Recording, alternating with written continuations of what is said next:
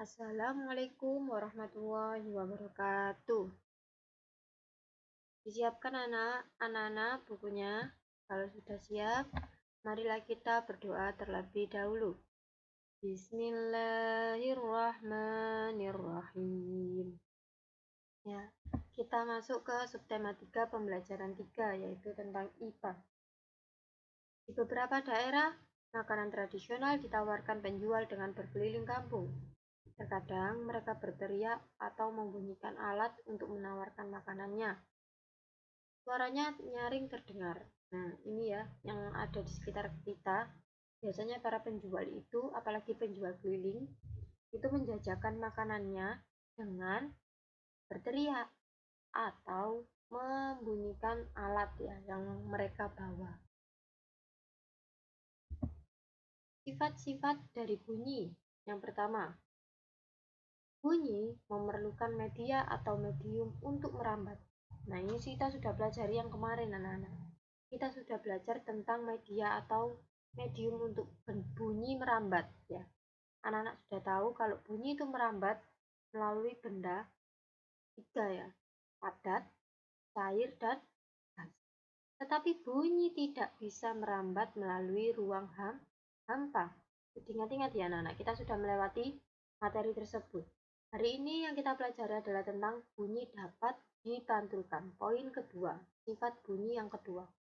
Nanti selanjutnya ada poin ketiga, yaitu bunyi dapat dibiaskan. Jadi ada 3 sifat bunyi ya. Bunyi merambat, selanjutnya bunyi dapat dipantulkan, dan ketiga bunyi dapat dibiaskan. Nah, pernahkah kamu berteriak di lapangan?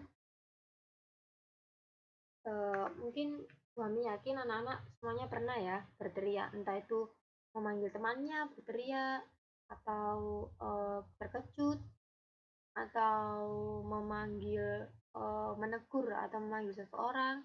Ya, kalau kalian pernah berteriak di lapangan, mengapakah suara kalian tidak terdengar nyaring?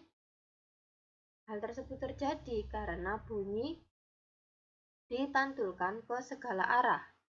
Jadi bunyi itu tidak memantul kembali ke kalian, tapi bunyi itu dipantulkan ke segala arah karena ruangan itu luas. Tetapi bandingkan ketika kamu berteriak di kamar mandi. Apa perbedaannya? Kalau di kamar mandi, suara kita itu terdengar nyaring anak-anak. Karena suara yang kita teriakkan itu dipantulkan langsung oleh dinding-dinding kamar mandi. Tidak terlalu luas sehingga dapat dipantulkan. Ya, kalau di lapangan itu luas, tidak ada benda padat atau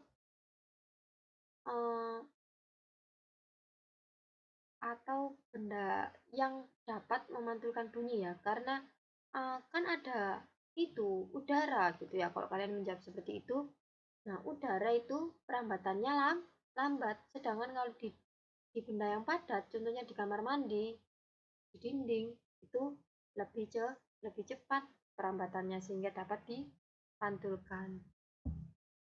Nah, ini adalah contoh proses dalam mendengar ya. Kita bisa menemui gendang di banyak wilayah di Indonesia. Pernahkah kamu memperhatikan bagaimana bunyi pada gendang?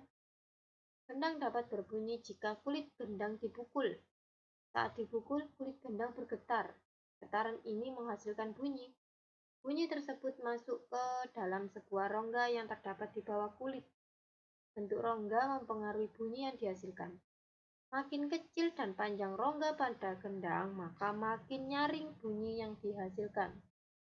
Jadi kalau ada sebuah rongga yang makin kecil dan panjang, maka bunyinya akan semakin nyaring ya. Kalau gendang itu semakin panjang dan kecil rongganya, maka akan nyaring bunyi.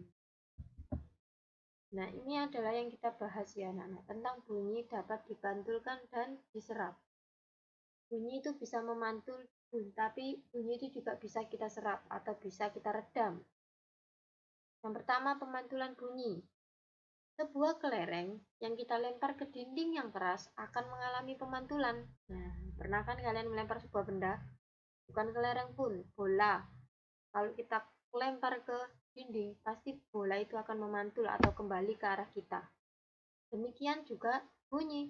Bunyi juga dapat memantul jika dalam perambatannya dihalangi oleh benda yang permukaannya keras atau benda padat.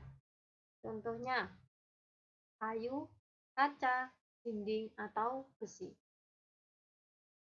Selanjutnya penyerapan bunyi. Bunyi juga dapat diserap. Benda-benda yang dapat menyerap bunyi adalah benda yang permukaannya lunak. Nah, bisa dibedakan ya, Nana. Kalau bunyi memantul itu di benda yang permukaannya keras, tapi bunyi diserap di permukaannya yang lunak. Benda yang lunak itu contohnya apa?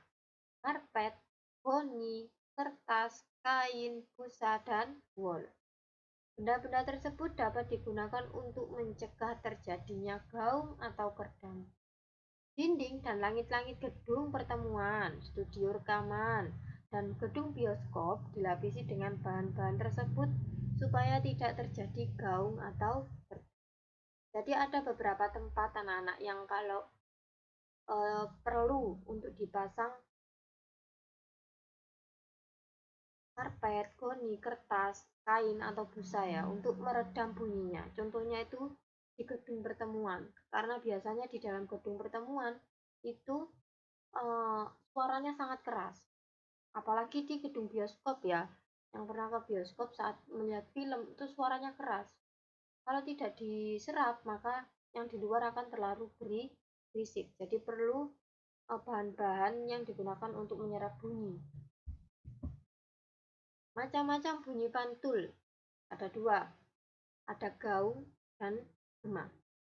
Kalau gaung adalah bunyi yang dipantulkan oleh dinding yang jaraknya tidak jauh dari sumber bunyi, jadi dekat, seperti di rumah. Jadi, gaung ini menyebabkan datangnya bunyi pantul bersamaan dengan bunyi asli yang belum selesai terucapkan.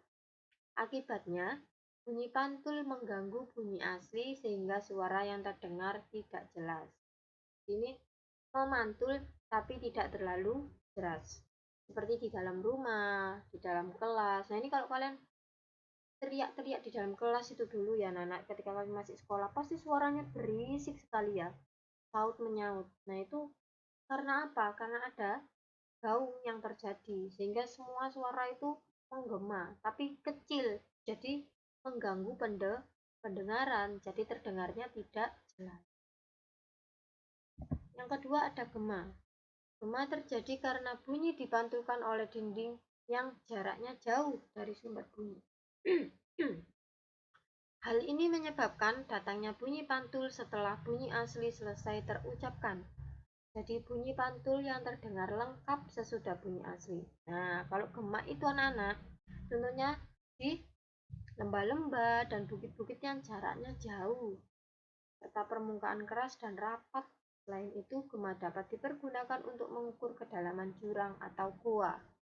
Nah, kalau gema itu, bunyi pantulnya setelah kita ngomong A, gitu, baru beberapa detik kemudian ada yang menyaut, ada suara bunyi yang sama, A, gitu.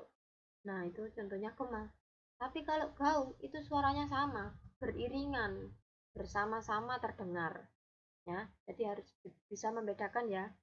Kalau gema, suaranya terdengar setelah bunyi asli selesai diucapkan. Tapi kalau gaung, bunyinya terdengar bersamaan dengan bunyi asli.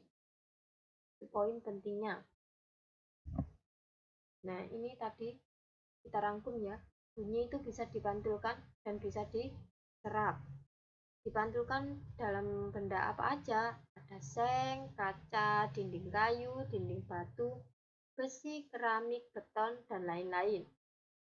Kalau bunyi bisa diserap di benda apa aja? Benda yang lunak ya anak-anak. Karpet, goni, kertas, kain, busa, wol, dan benda lunak lainnya. Baik, semoga anak-anak paham ya tentang materi hari ini. Apabila ada yang kurang paham, bisa tanya ke Bu Ami melalui WA atau di komen YouTube. Bu Ami akhiri, tapi sebelum itu marilah kita berdoa terlebih dahulu. Alhamdulillahi Rabbil Alamin.